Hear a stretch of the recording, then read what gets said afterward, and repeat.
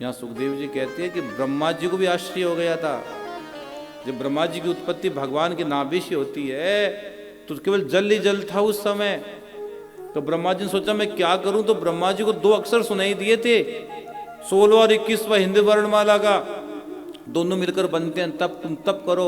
और तप किया ब्रह्मा जी ने हजारों हजारों साल, तब जाकर कथा में लिखा गया है भगवान ने उसे चतुश्लोकी भागवत का उपदेश दिया ब्रह्मा जी को।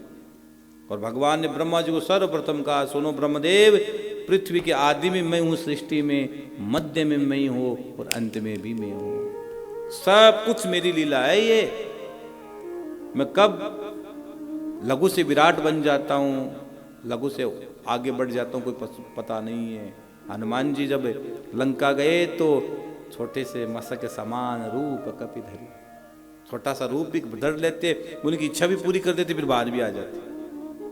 हाँ, तो भगवान कौन से समय में क्या लीला कर ले। मध्य में मैं हूं, आदि में और अंत में मैं हूं। इसलिए जो कुछ है वो प्रभु की लीला समझकर अपना जीवन का आनंद लो, उसी का प्रसाद मानकर जीवन का आनंद लो। और ब्रह्मा जी ने जब सृष्टि रची है, भागवत में लिखा गया है, परीक्षित को सुखदेव जी कहते हैं सबसे पहले ब्रह्मा जी ने सनकादि ऋषियों को जन्म दिया है, प्राकट्य किया है पवित्र मन से, चारों भाइयों का। सनकादि ऋषियों से कहा कि वो चारों भाइयों से कहा तुम सृष्टि को आगे बढ़ाओ, तो उनका हम सृष्टि आगे नहीं बढ़ाएंगे, हम तो भगवान का क्या करेंगे, भजन करेंगे।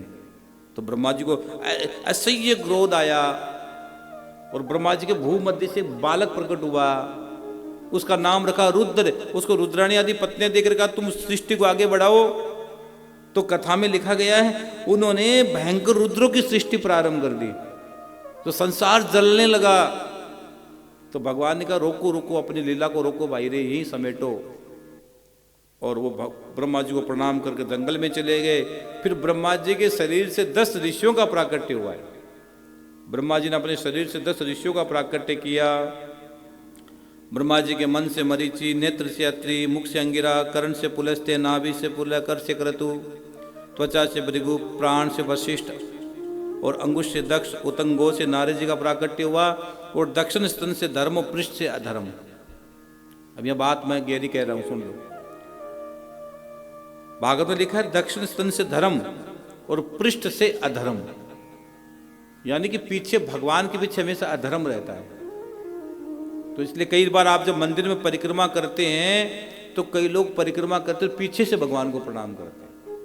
कभी भी भगवान, कई लोग तो देखो परिक्रमा में कुछ पीछे वाली जगह को कोई सिक्का चिपकाते, कोई कुछ करते, कोई कुछ करते। नहीं, कभी पीछे से प्रणाम मत करो, क्योंकि भगवान को प्रणाम करने तो सामने से प्रणाम करो। पीछे तो धर्म पड़ा है, धर्म को क्यों प्रणाम कर रहे हो। पृष्ठ से अधर्म लिखा है, भागवत समाधान दे रही है।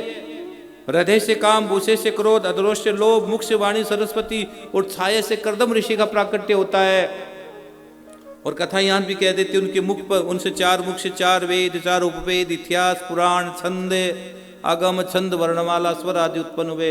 फिर भी सृष्टि आगे नहीं बढ़ी। तो ब्रह्मा जी के शरीर के 2 भाग होते हैं, एक मनु और दूसरा सतरूपा।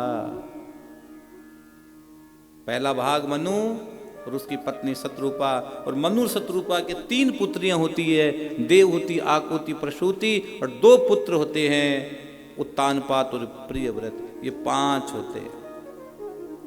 अब यहाँ पुनः प्रश्न सुखदेव जी परीक्षित कर देते, गुरुदेव ये बताओ जब ये सृष्टि थी नहीं तो फिर सृष्टि कैसे।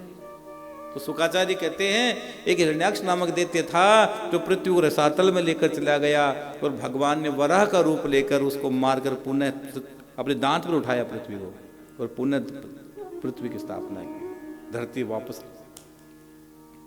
बोले वरा भगवान की जय हो।